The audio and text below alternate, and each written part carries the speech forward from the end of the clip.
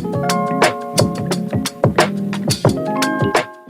everyone, Kotak Cherry is back with another amazing video, and today we have with us Mr. Anand Sharma from ICICI Prudential. Hi Anand, glad to have you on board. Hi. Hi. Anand Thank you so has much. yeah, Anand has almost 10 years of work as a fund manager and equity analyst. So Anand, everyone talks about real estate as an investment opportunity in India, but there's also massive opportunity in the allied space. Would you like to throw some light on that? Sure. No, actually, when you think of real estate industry, right? Actually, people always associate with real estate as just the process of buying a house and getting it delivered, right? But when you think of it, right, there is an entire ecosystem that exists around real estate. So let me just dwell a bit more into that. Uh, let's take a case where you want to buy a house as an individual or maybe as a family. What's the first thing that you would do? You would approach either a bank or an NBFC or a housing finance company for a loan, right? That's the first thing that typically most families or individuals in India would do. Now, let's assume that there is a house that needs to be constructed. Now, what all would be needed for the construction of the house? Obviously, cement is a very important component for a house to be constructed. Various metals, including steel, would also be a part of that whole process of constructing a house. Now, now that the house is constructed, all right, the first thing that typically happens inside a house that there is a paint, right? All houses need to be painted. Now you might have various varieties of paint that gets consumed in a house, but obviously it needs to be painted, right? Now that the house has been painted, there are a whole host of consumer durables that go into the house. Let's start from the kitchen, right? There are a lot of kitchen appliances that need to be used, including your microwaves, your fridge, your oven, etc. Then, of course, we have other host of electronics like TV, AC, air coolers, fans, right? Now, for all of these consumer electronics to be used, you need to have a set of wires and cables and switchboards as well, right? So this essentially makes up your entire consumer appliances and consumer durable sector. Now, to power all of these consumer electronics, you need a connection of power in the house, right? So that's where the power sector comes into the picture.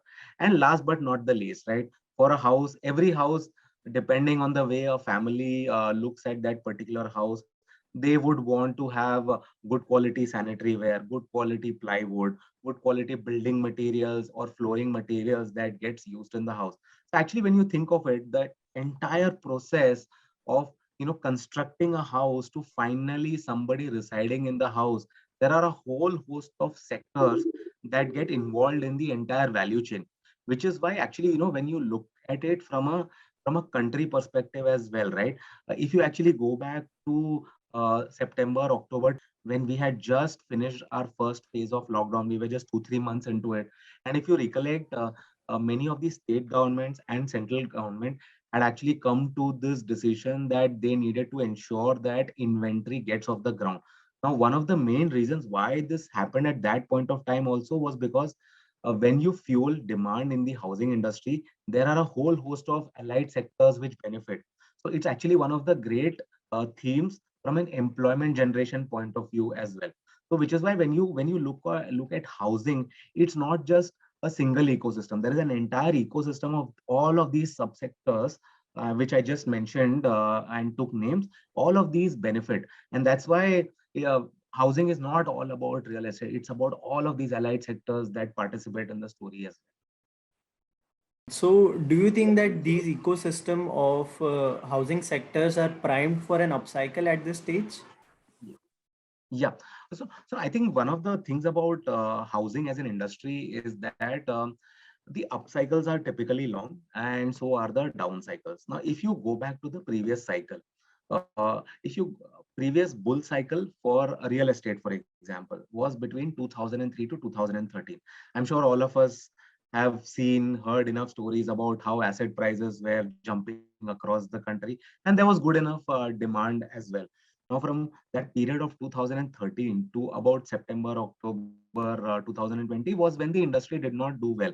So you had a period of 10 years when real estate as an industry did well, and you had about 7.5 years where the industry did not do well. Now, why typically this tend to happen is that, like any other industry, economic cycles tend to play out here as well.